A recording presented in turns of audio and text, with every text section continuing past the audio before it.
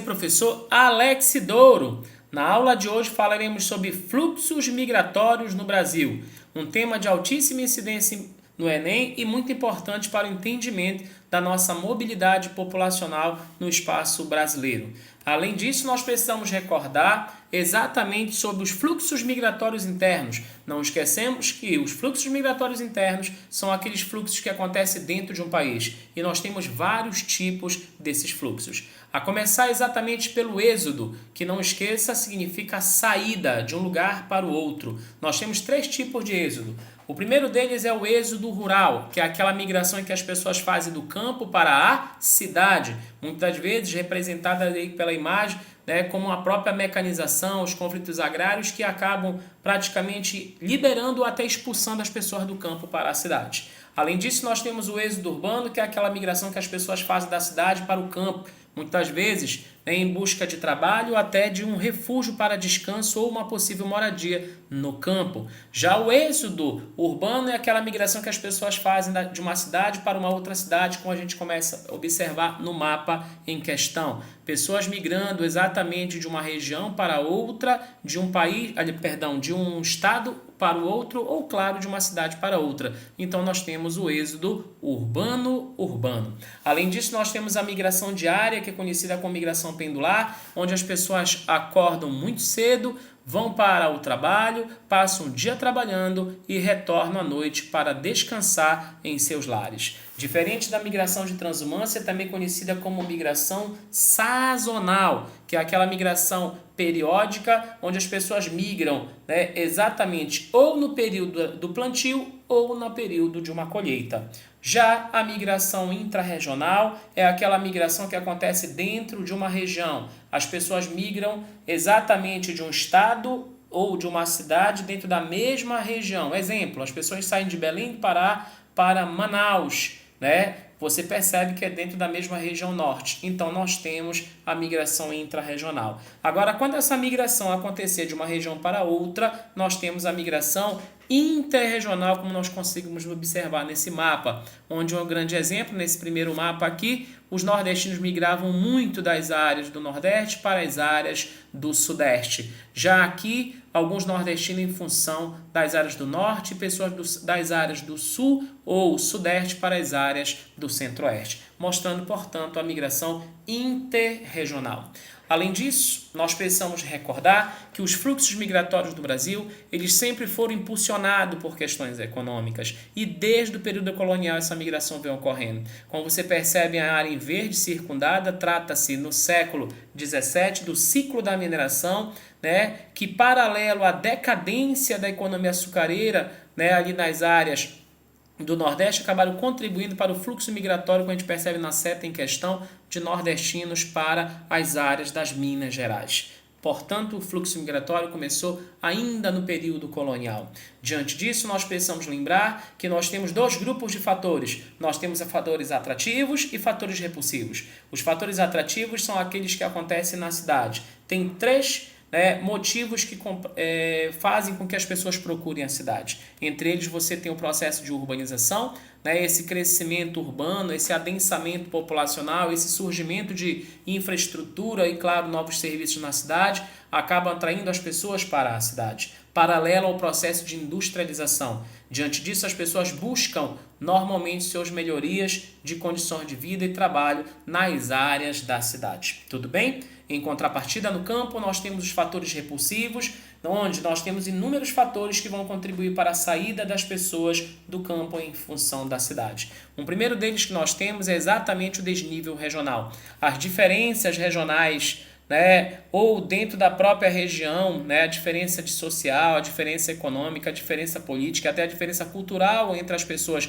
de uma região ou entre regiões diferentes, faz com que as pessoas migrem de um país ou de um país para o outro, ou de uma região para uma outra, ou de uma cidade para outra. Então esse desnível regional faz com que as pessoas possam migrar de um lugar para o outro. Associado a isso, nós temos os conflitos agrários, essa disputa intensa entre o latifundiário, né, e os poceiros faz com que o latifúndio possa gerar violência no campo. E essa violência no campo força as pessoas a migrarem, até porque dentro desses conflitos agrários existem inúmeras pessoas envolvidas, entre elas, né, o agronegócio, representado aí pelos latifundiários, nós temos o poder judiciário, né, tentando resolver o problema, né, e claro, conforme a lei, a polícia tentando garantir a ordem e reintegração de posse, assim como várias outras pessoas que representam as populações tradicionais, como os quilombolas, os indígenas, né, os nativos, os caboclos, os ribeirinhos, os mateiros, os junteiros, enfim, todas as pessoas que moram nas áreas do campo, portanto, nas áreas das matas. Isso faz com que as pessoas, infelizmente, diante desses conflitos, possam fugir do campo para a cidade. Além disso, nós temos a modernização agrária. Hoje o Brasil vem passando por uma certa modernidade e essa modernidade vem fazendo com que as pessoas possam perder seus postos de trabalho. Até porque junto com a modernidade vem o emprego formal e, consequentemente, a exigência de uma mão de obra mais qualificada. Logo, as pessoas com baixa qualificação no campo acabam sendo forçadas a migrar para a cidade ou para outras áreas. Tudo bem? Além disso, nós temos a concentração fundiária, como a gente consegue observar, do total de 100% do Brasil, hoje 13% são terras indígenas, 27% são terras públicas e 60% está na mão dos latifundiários, mostrando que a nossa estrutura fundiária é concentrada e, consequentemente, nem todas as pessoas têm acesso à terra. Neste sentido, as pessoas migram do campo para a cidade. Depois desse entendimento, nós precisamos lembrar que hoje o Brasil tem inúmeros focos de conflitos agrários, como a gente percebe a questão do bico do papagaio nas áreas 1, 2 e 3, perfeito? E, claro, as áreas ali na fronteira do Mato Grosso com Rondônia, Amazonas e o Pará, nas regiões 4 e 5. Essas são duas áreas bastante repulsivas em virtude da concentração fundiária e, claro, principalmente dos conflitos agrários. Diante disso, nós precisamos lembrar que as pessoas criam a esperança de buscar melhores condições de vida numa outra região, perfeito? E às vezes em outras cidades, ok? Diante disso, meu querido estudante, nós precisamos lembrar que os fluxos migratórios sempre foram impulsionados no Brasil por questões econômicas. Então, esses aspectos econômicos sempre impulsionaram e, claro, sempre forçaram as pessoas a saírem do campo para a cidade ou de uma região para outra, ou até de uma cidade para uma outra cidade. A gente percebe nesse mapa que com a expansão da pecuária, né, com o passar do tempo, as pessoas migraram para algumas outras áreas do Brasil. Um grande exemplo aqui é quando você tem a interiorização do gado para as áreas do sertão nordestino, né? Você tem o gado também sendo exatamente forçado a ir para outras áreas. Essas pessoas criadoras de gado acabam indo para outras regiões, isso faz com que você tenha a questão migratória. Nós temos também ali as expedições, né? Nós temos as bandeiras, tivemos a questão das entradas que forçaram também as migrações pelo nosso território, que até contribuíram para a descoberta de novos ciclos e atividades econômicas, para dar continuidade naquele momento ao período colonial brasileiro. Mais tarde nós temos o ciclo da mineração, que vai forçar a migração dos nordestinos para as áreas das Minas Gerais, e assim no século XIX nós tivemos a borracha e o café, que acabaram contribuindo também para fluxos migratórios pelo nosso território. Tudo bem? Então isso é para nós concluirmos que de fato a economia, as questões econômicas sempre forçaram as migrações dentro do nosso país. Não esqueça que essa evolução ela vai acontecer muito durante o século XX, e essa migração do século XX, elas sempre foram muito intensas, constantes, principalmente entre a região Nordeste e Sudeste, e claro, sempre sendo impulsionada por questões econômicas. Um outro fato que nós precisamos lembrar é que esse fluxo migratório, né, sempre vai ter muitas saídas e muitas entradas, portanto, com diferentes destinos, como a gente consegue observar no mapa ao lado. Perfeito? Diante disso, nós precisamos entender os fluxos migratórios durante o século XX no Brasil. Um fato que nós precisamos relembrar é que esse fluxo migratório no século XX sempre teve muitos destinos, né, como a gente percebe a partir de agora. Observe que na década de 30, né, o fluxo migratório foi muito frequente dos nordestinos para o sudeste, em virtude do processo da industrialização brasileira, já que estava ocorrendo a Revolução Industrial do Brasil com o governo de Getúlio Vargas, um governo protecionista, nacionalista, populista, que estava implementando a substituição das importações. Logo, o sudeste se tornou uma região bastante atrativa para os nordestinos. Já nas décadas de 50 e 60, nós temos o fluxo migratório dos nordestinos em direção ao centro-oeste, que vão migrar agora para a construção da capital política do país, que seria Brasília. E isso tornou, né, bastante atrativo e interessante para o nordestino. Então, o nordestino migrou bastante do nordeste para o centro-oeste. Seguindo, na década de 60 e 70, nós podemos dividir em 3 momentos. Nesse primeiro bloco, nós temos aqui os 2 primeiros momentos. No primeiro momento, nós temos a população do sul migrando em direção ao centro-oeste, porque nesse momento estava acontecendo a expansão da fronteira agrícola, claro, em relação à Revolução Verde, que foi exatamente a utilização de insumos agrícolas, equipamentos agrícolas, agrotóxicos, fertilizantes, todos aqueles equipamentos importantes para a expansão da agropecuária.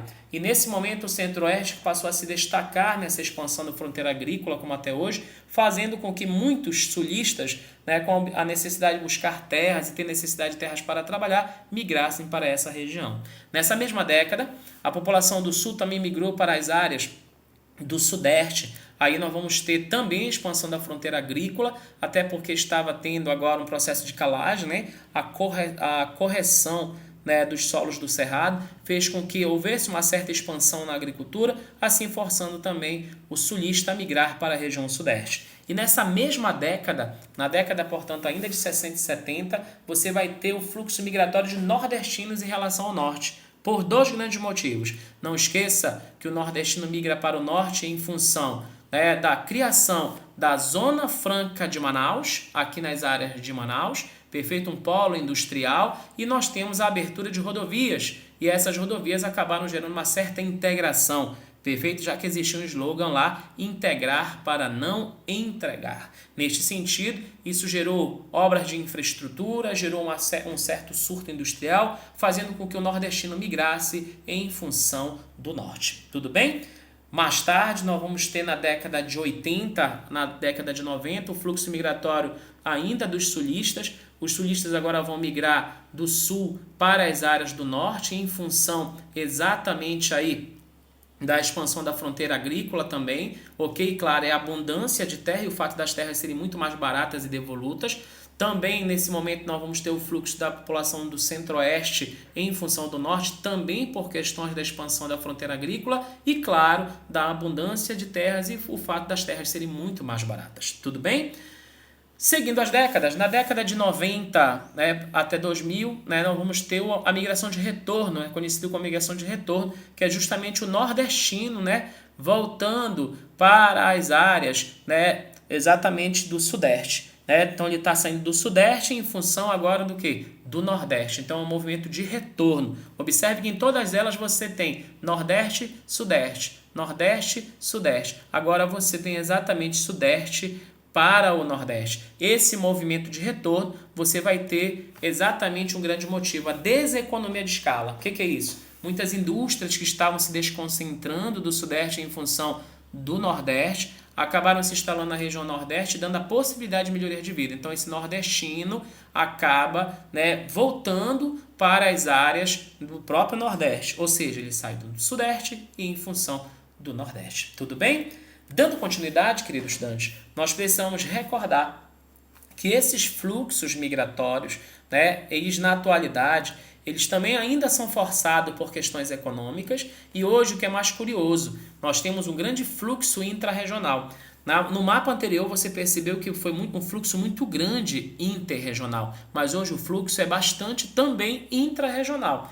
E hoje nós temos 2 grupos, nós temos as regiões atrativas e temos as regiões repulsivas. Quais são as regiões repulsivas? Quais são as regiões em que as pessoas mais saem no país atualmente? Não esqueça, nós temos o sul, né, pelo fato de você estar tendo a mecanização agrícola e, claro, a expansão da fronteira agrícola nas regiões para onde eles estão procurando, normalmente as áreas do centro-oeste e as áreas do norte. ok? E nós temos a área do Nordeste, que ainda é uma área repulsiva em função da necessidade dos nordestinos estarem buscando melhores condições de vida. Apesar dos polos industriais estarem surgindo, se equipando, e o Nordeste está passando por um processo hoje de revitalização econômica, mas ainda hoje o nordestino sai e ainda sonha em chegar no Sudeste ou no Norte para melhorar suas condições de vida. Então, as regiões repulsivas hoje são Sul e Nordeste. E as regiões atrativas hoje ainda são aquelas regiões que você tem entrada de pessoas. Entre elas você pode destacar o Norte, né, em função da expansão da fronteira agrícola e o fato de ter terras devolutas e muito mais baratas. Nós temos também a região Sudeste, que é uma região ainda em que o nordestino e muitos brasileiros sonham em viver, morar e trabalhar, porque é o coração econômico do país, afinal, é lá que está a maior concentração econômica do país, representada pelas indústrias, sedes de multinacionais, tecnopolos e vários outros processos que fazem com que o Sudeste se torne uma região, né, muito importante para o nosso país. Neste sentido, também nós temos o Centro-Oeste, que hoje vem se destacando bastante, né, como uma região atrativa, haja vista que também estamos tendo a expansão da fronteira agrícola, ok? E claro, pela questão também de ter uma certa abundância de terras e as terras serem muito mais baratas. Então você percebeu que durante os séculos 17, 18, 19 e principalmente 20 e no século atual o Brasil ainda migra bastante. Mas não precisamos ver o lado negativo de tudo isso. Nós precisamos também analisar que os fluxos migratórios trazem desdobramentos. E esses desdobramentos são muito graves para a nossa composição populacional e até, claro, para a nossa questão social, econômica e política. E entre esses desdobramentos, o primeiro que nós temos aí é o próprio desemprego. Por quê? Porque muitas vezes as pessoas, quando migram de uma região para outra, elas não têm um certo preparo profissional, não têm uma certa qualificação. E quando elas chegam nas áreas, né, que precisa de uma qualificação maior, elas ficam marginalizadas. A marginalizada no sentido de ficar na margem, ou seja, eles não passam a ser absorvidos, não conseguem de fato emprego e passam a pedir socorro, como a gente consegue observar nessa imagem. Em consequência do desemprego, as pessoas passam a ter dificuldade para obter suas alimentações, começa a acontecer o número de pedintes nas ruas, né? As pessoas pedem muita ajuda para comprar a cesta básica ou o alimento do dia e, claro, associado a tudo isso, as pessoas passam a ter também dificuldade de moradia, então cresce também o processo de favelização. Observe que apenas com o desemprego você passa a ter 4 grandes problemas relacionados ao fluxo migratório interno. Além disso, nós temos os costumes alterados, né? Porque você sabe que o Brasil é um país, né, multicultural, né? Nós temos uma cultura, né, com regiões aí bastante peculiares e pessoas de uma região para outra vão levando seus sotaques, vão levando os seus temperos, como a gente fala, né? Vão levando os seus trejeitos, vão levando as suas formas de falar e acabam se misturando com as outras culturas. Então, culturas locais acabam sendo alteradas e isso acaba contribuindo para uma miscigenação étnica bastante intensa e, claro, outra coisa que nós precisamos lembrar é que com esse fluxo migratório algumas regiões acabam perdendo a mão de obra. Grande parte desqualificada, mas grande parte também nós podemos destacar que também há uma mão de obra qualificada. E neste caso, essa perda de mão de obra acaba gerando algum problema para aquela região, já que ela perdeu mão de obra importante para o setor produtivo. Tudo bem? Mas muitas das vezes incapaz de poder absorver toda a mão de obra existente na região, no local, na cidade ou simplesmente no estado. Tudo bem? Além disso, nós percebemos também um povoamento desordenado, as pessoas passam a migrar para outras regiões, e tem regiões que passam a ter maior adensamento populacional, como a gente começa a observar no mapa. Observe que a região sudeste atualmente tem 86 habitantes por quilômetro quadrado. Em segundo lugar, você tem o sul com 47 habitantes por quilômetro quadrado, o nordeste com 34 habitantes por quilômetro quadrado. Coincidentemente, são 3 regiões que estão no litoral e, coincidentemente, são as regiões com maior adensamento populacional. Em outras palavras, são as regiões mais povoadas do país. Perfeito? Em contrapartida, o norte, que é uma região atrativa, o centro-oeste, que também é uma região atrativa, hoje se a gente for observar, né, são áreas com baixo densamento populacional, ou seja, são regiões que têm o menor número de pessoas por quilômetro quadrado. Não esqueça que são regiões de menor nível industrial, logo, são regiões que não concentram tanta população. Logo, nós podemos dizer que o povoamento do Brasil é desordenado e podemos dizer que o Brasil, apesar de um país ser muito populoso, ele é um país pouco povoado. Tudo bem? Dando continuidade, nós vamos passar a ter desequilíbrio econômico, nós vamos passar a ter uma grande dificuldade entre as economias. Isso é muito frequente nas grandes cidades, principalmente, né? Um processo de favelização, né? De segregação socioespacial, e isso faz com que nós possamos repensar que as pessoas possam viver situações de risco. E entre essas situações de risco, nós podemos destacar inúmeras, né? As pessoas que perdem emprego, perdem família, perdem amigos, se envolvem nas drogas, perfeito? E, infelizmente, essas pessoas ficam à margem dessa centralização econômica, dessa centralização política e muitas das vezes, né, passando por inúmeras violências, como omissão, educação precária, corrupção, exclusão, desigualdade social, desestruturação familiar, desemprego, tráfico de drogas e, claro, preconceito. Observe, o fluxo migratório é uma esperança de melhoria de vida, mas muitas das vezes acaba se tornando um pesadelo naquela pessoa. Ok? Essa foi a nossa aula de hoje. Um forte abraço e até o nosso próximo encontro.